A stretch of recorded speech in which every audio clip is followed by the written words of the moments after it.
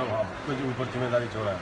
Hello, मैं हूँ काजल राघवानी और मैं आई हूँ होगी प्यार की जीत के और सेट पर। मैं खेसारी लाल यादव, इनका सब कुछ इनका सब कुछ फिल्म का राइट। फिल्म में ऐसे तो हमारी मेहरा ये है ना। फिल्म में नहीं बनता। हाँ हाँ ओके। और हमारी हाँ। मेहंदी लगा के की पूरी टीम यहाँ पे मौजूद है हमारी हाँ। आइटम को देखने के लिए, आइटम को अप्रिशिएट करने के लिए। और आइटम को अप्रिशिएट करने के लिए। हाय सी हाय, मैं अवधेश ये है मिश्रा। मेरे ससुर जी, ये हमारे प्रोड्यूसर जी, और मैं ये हमारे प्रोड्यूसर और जी, मैं दूल्हा हूँ।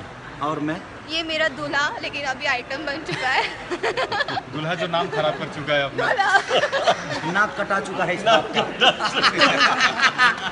बाकी ये नाक अगर थोड़ी कट भी जाएगी तो कोई असर नहीं पड़ने वाला। आप बहुत देखिए। लंबी नाक।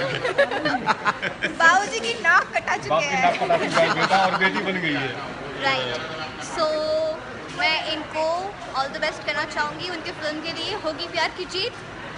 बहुत ऑल द इस फिल्म के लिए। All the best, all the best, all the best. And बहुत सारे विशेस। Thank you.